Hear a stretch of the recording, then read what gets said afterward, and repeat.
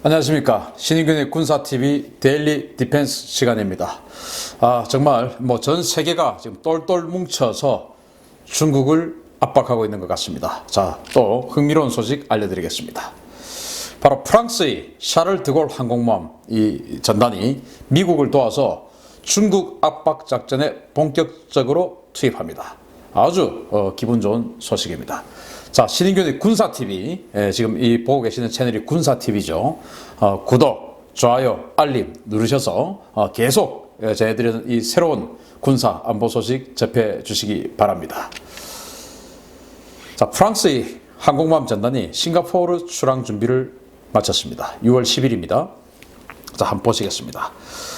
샤를 드골 관계자가 CNA와 인터뷰를 했는데요.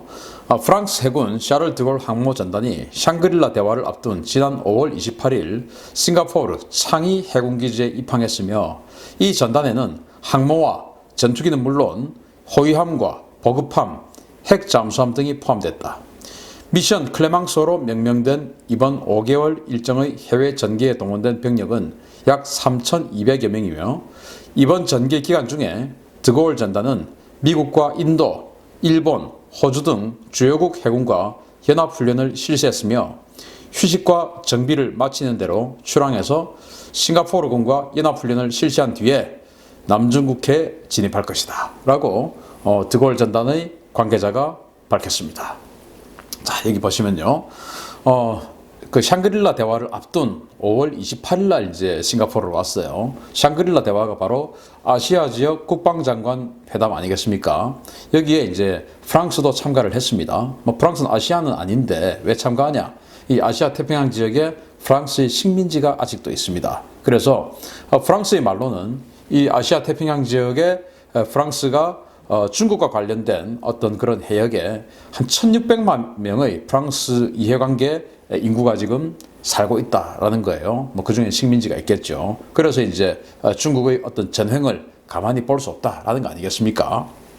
자, 여기에 싱가포르의 창이 해군기지로 오기 전에 싱가포르의 왼쪽, 즉 서쪽 옆에 있는 인도양의 북부 지역 그 벵골만에서 미국의 박서 강습 상륙 전단하고 같이 합동 해상 기동 훈련을 하면서 지금 중국이 지금 진주 목걸이 작전 해서 스리랑카 또 미얀마 이런 식으로 있는 그 벵골만 지역의 자기네들의 어떤 그 해상 교통로를 지금 구축을 하고 있죠. 그 지역을 압박하는 군사 기동 훈련을 한번 하고 그리고 싱가포르로 들어왔습니다. 그리고 이제 싱가포르에 들어와서 보급을 하고 좀 휴식을 하고 다시 이 말라카이합 인근에서 싱가포르 해군들과 합동 기동 훈련을 한 이후에 남중국해로 들어가서 대중국 압박 작전을 하겠다라는 것이 되겠죠. 그리고 이제 미션 클레망소라고 하는데 지금은 퇴역한 과거 프랑스 해군이 아주 전성기를 달릴 그런 시점 중에서 항공모함이 클레망소라는 항공모함이 있었습니다. 그 항공모함 이름이고 이번 미션은 그 클레망소 항공모함의 어떤 그런 위용을 되찾겠다 하는 그런 차원에서 이 샤를 드골 항공모함 전단의 이 해외 원정 작전을 미션 클레망소다 이렇게 이야기한 것으로 저는 판단을 합니다. 자, 더 화끈한 소식 한번 보시겠습니다. 이 여자분이 플로랑스 파를리라고 하는 지금 현재 프랑스의 국방부 장관입니다. 이 프랑스 국방장관이 지금 샹그릴라 대화에서 뭐라고 이야기를 했냐 이렇게 이야기했습니다. 나는 이곳에 혼자 오지 않았다. 항공모함과 거기에 실린 20대의 라팔 전투기, 호크아이 조기 경보기와 헬리콥터, 구축함, 보급함, 잠수함과 함께 나는 이곳에 왔다. 프랑스는 이곳에서 우리 주권과 독점적 경제 수역을 수호할 것이며 우리 파트너와 함께 이곳의 해상 교통로를 더욱 안전하고 개방적으로 유지할 것이다. 우리는 영국과 함께 남중국해에서의 항행의 자유작전에 참여할 것이며 북한의 FFVD를 위한 야간 불법 환적 감시 등에도 공헌할 것이다. 이렇게 프랑스 국방장관이 샹그릴라 대화에서 중국 웨이팡허 국방부장이 보는 앞에서 지금 이렇게 이야기를 했습니다. 정말 화끈한 이야기죠. 야, 이거 멋있지 않습니까? 나는 이곳에 혼자 오지 않았다. 항공모함 전단하고 같이 왔다 이거예요. 까불지 마! 함부로 나를 보지 마라. 이거 아니겠습니까? 이거 정말 자신감 있는 강대국이 할 수 있는 그런 이야기인 것 같습니다. 제 꿈이 사실은 우리 대통령, 우리 국방부 장관, 우리 외교부 장관이 전 세계에 나가서 이 정도의 자신 있는 발언을 언제든지 할 수 있는 그런 나라, 그런 국방력을 만드는 것이 사실은 저의 꿈입니다. 그러기 위해서 제가 이렇게 활동을 하고 있는 것이고요. 정말 이 말 진짜 멋있습니다. 우리 이렇게 해야 됩니다. 그런데 지금 우리 국방부 장관 오직 청와대 눈치만 보고 눈 뭐 가자미 눈처럼 해서 지금 쳐다보고 있는 국방부 장관이 있는데 이번에 가서 이제 이 파를리 국방부 장관 만났겠죠. 그런데 정말 비교됩니다. 자, 프랑스는 이곳에서 우리 주권과 독점적 경제 수역을 수호할 것이다. 그리고 우리의 파트너와 함께 해상 교통로를 더욱 안전하고 개방적으로 유지할 것이다. 즉, 중국에게 까불지 마라. 남중국 해가 무슨 네 바다냐. 웃기지 마. 이런 이야기를 한 것이죠. 그리고 또 여기 이 멘트도 또 기분 좋습니다. 영국과 함께 남중국해에서 지금 영국도 이제 같이 또 동참한다는 거죠. 함께 미국과 일본, 호주, 캐나다 등이 지금 작전하고 있는 이 남중국해의 항행의 자유작전에 우리도 이제 본격적으로 하겠다. 자, 그런데 한번 봐봐. 우리 전력이 미국 다음으로 최고잖아. 우리 프랑스 죽지 않았어. 지금 이거거든요. 자, 이런 거 하기 위해서 평소에 군사력을 배양하는 것입니다. 자, 그러면서 북한의 FFVD 완전한 비핵화죠. 완전한 비핵화를 위한 야간 불법 환적 감시 등에도 우리는 공헌할 것이다. 야간에 북한이 불법 환적 많이 하나 봅니다. 그런데 우리는 지금 단속 실적 거의 없죠. 우리는 거의 없어요. 일본 해상자위대는 단속 실적이 많은데 왜 우리 해경, 우리 해군은 단속 실적이 없는지 모르겠습니다. 어쨌든 이런데도 열심히 공헌할 것이다 라고 프랑스가 이야기했습니다. 자, 그런데 프랑스는 말이죠. 사실은 지극히 이 과거에 이제 냉전 시대에도 소련은 공산국가들, 미국은 민주국가들에게 무기를 막 이렇게 공여하고 또 싸게 팔고 이렇게 해서 이제 막 경쟁을 했었어요. 근데 프랑스는 중간에서 아주 어정쩡한 자세를 취하면서 제3세계에게 이제 무기를 팔고 그렇게 해서 아주 눈치 보는 데는 기가 막힌 그런 나라예요. 그런데 프랑스가 이 정도로 세게 나온다. 이거는 자신들이 강하기도 하지만 두 번째는 지금 뭐 전세가 완전히 기울었다. 프랑스까지 이 정도로 나올 것 같으면 중국 지금 거의 끝났다라는 겁니다. 자, 그런 상황, 그런 것을 기초로 깔고 다시 한번 또 더 들어가겠습니다. 자, 남중국해 완편한 항모 전단을 보낸 프랑스입니다. 중간에 있는 이게 지금 샤를 드골 항공모함이죠. 여기에 지금 프랑스 국방장관 이야기로는 라팔 전투기 20대를 실었다는 거 아니겠습니까? 그리고 E2C, 호크아이, 조기 경보기. 일본의 그 이즈모라든지 이런 것들은 호크아이 조기 경보기를 싣지 못해요. 왜냐하면 사출기로 쏘아서 이륙을 시키는 방식이 아니기 때문에 단거리 이륙, 수직 착륙하는 그런 비행기들만 실을 수 있습니다.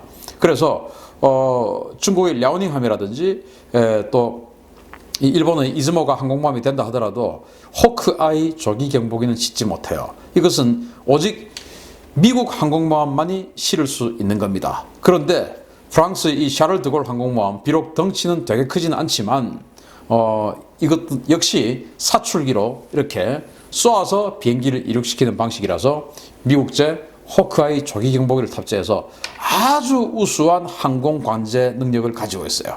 이게 이제 이 샤를 드골 항공모함이 아주 특장점 중에 하나입니다. 그래서 호크아이 조기 경보기 2대, 그리고 이제 NH-90 해상작전 헬기 8대, 아주 이 중대형 성능 좋은 해상작전 헬기죠. 이거 8대를 싣고 왔고, 여기에 구축함 라뜨시 뚜레빌 좀 구형 구축함이에요. 이거 4,500톤짜리 하나 하고, 프로방이라고 하는 아주 성능 좋은 7,000톤급, 우리 세종대왕함보다 약간 작은데 7,000톤급 방공 구축함을 가지고 왔어요. 그리고 또 프로방스라고 하는 6,700톤급 또 범용 구축함을 또 하나 가져오고, 그리고 이제 이 보급함으로 마른이라고 하는 17,800톤짜리 대형 군수 지원 보급함을 같이 대동하고, 장거리 또 장기간 작전을 해야 되기 때문에 계속적으로 이제 해상에서 물이라든지 연료라든지 이런 걸 보급을 받아야 되거든요.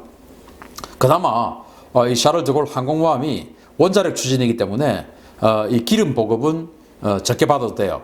그래서 이 마른 같은 경우에 다른 배들, 지금 여기 구축함들 세 척 있지 않습니까? 이런 배들에게 기름 보급을, 연료 보급을 이제 그렇게 해주고, 샤를 드고를 비롯해서 또 여러 함에 물 같은 거, 청수 같은 것을 또 보급을 해주는 그런 임무를 가지고 이제 같이 지금 출항을 했는데 아마 싱가포르에서 거의 새로 그냥 꽉 채웠을 것 같아요.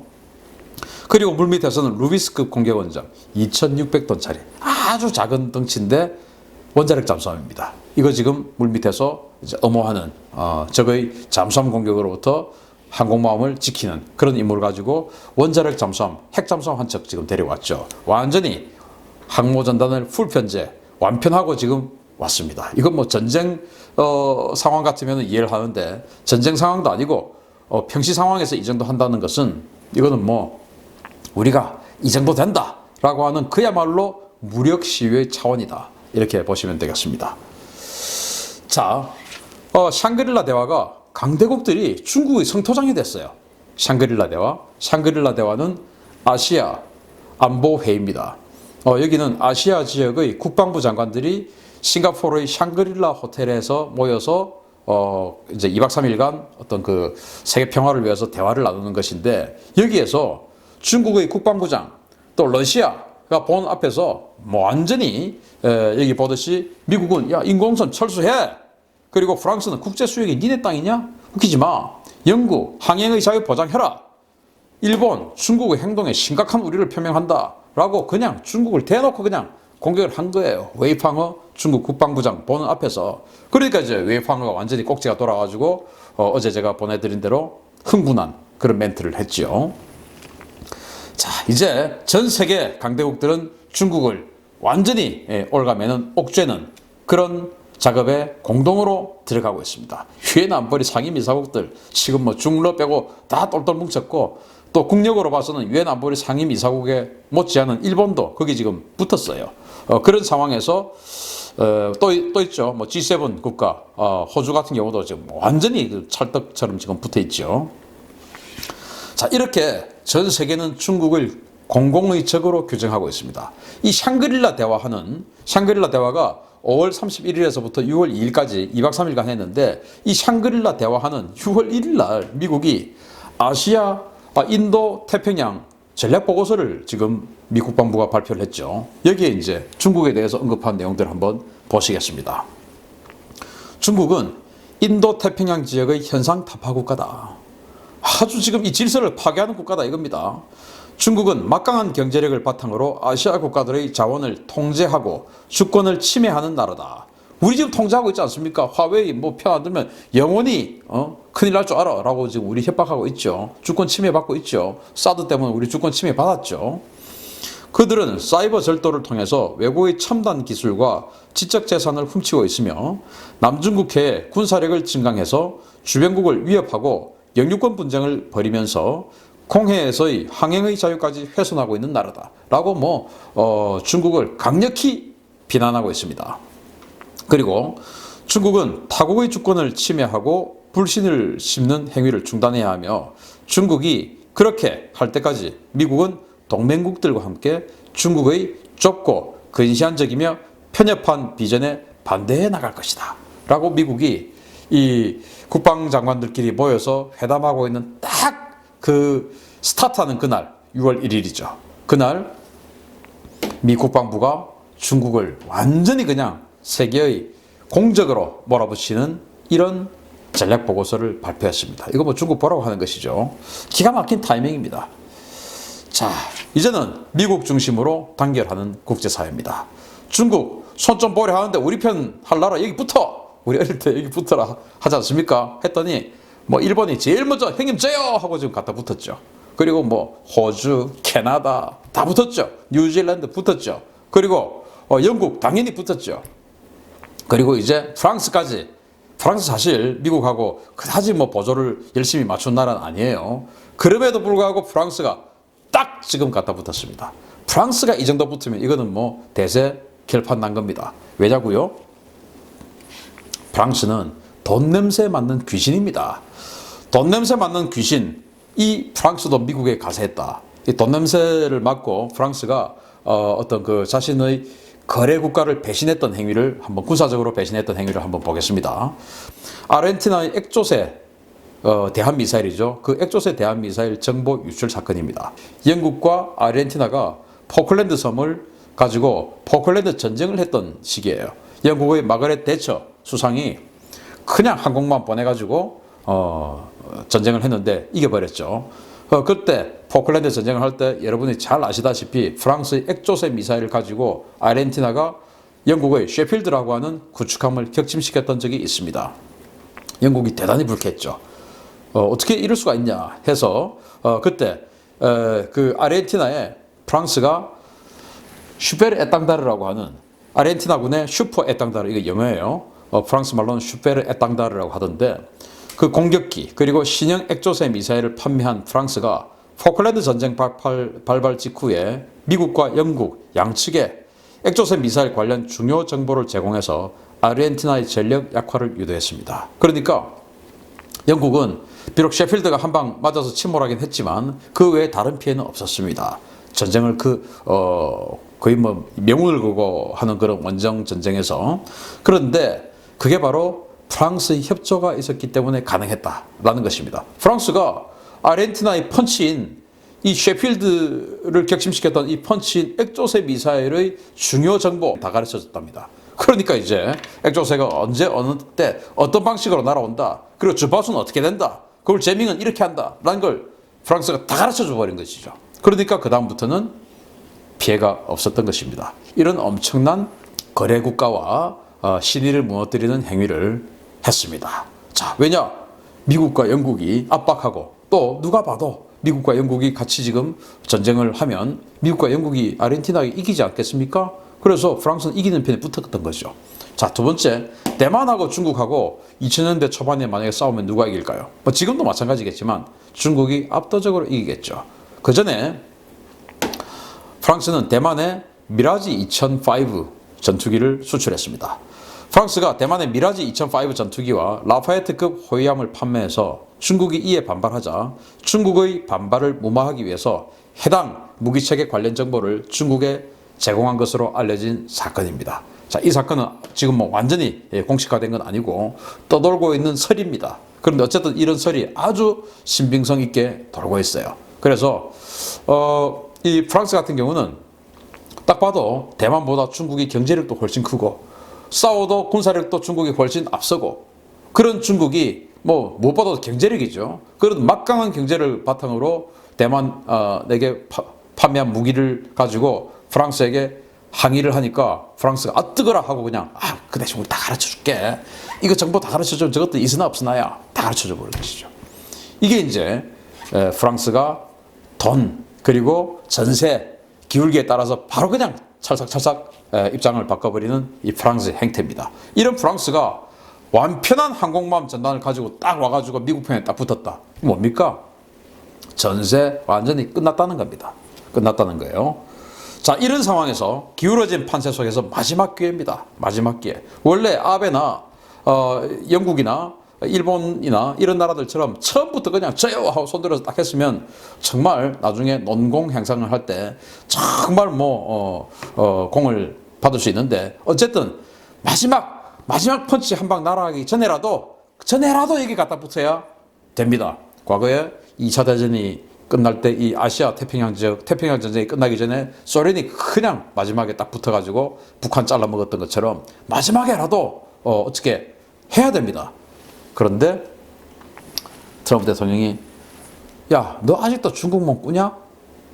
중국이 아직도 큰 산으로 보이냐? 라고 이야기하고 있는 거예요. 지금 중국은 시진핑 주석은 군사, 외교, 경제 모든 분야에서 지금 난타를 당하고 있습니다. 난타를 당하고 있어요. 트럼프 대통령이 뭐라고 했습니까? 어제는 관세는 아름다운 거다 이렇게 이야기했습니다. 우리 편 입장에서 우리 편이 이기는 거 보니까 우리도 참 아름다워 보이긴 합니다만은 어쨌든 관세는 아름다운 거다 이렇게 아주 여유 있게 지금 이야기를 하고 있어요. 게임 끝난 거예요. 그런데도 아직도 정신 못 차리고 중국몽을 꾸고 같이 꾸겠다 1대1로 협조하는 그 신북방 신남방 정책 계속 해나가고 아직도 중국은 큰 산, 우리는 작은 산, 무슨 뭐 조선시대 나라 이름 지금 받으러 가는 그 생태도 아니고, 세자책봉, 임금책봉 받으러 가는 그 시대도 아니고, 황당한 지금 그런 상황을 하고 있어요. 명나라 지금 망하고 청나라가 지금 우기승천하고 있는데, 아직도 지금 명나라에서 우리는 세자책봉 받는 큰 산이고 우리는 작은 산이고, 이런 생각을 하고 있는 이 모양새가 이게 정상입니까?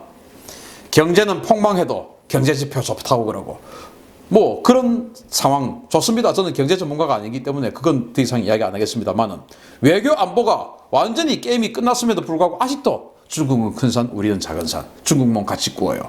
이거는 말이 안 되는 것이죠.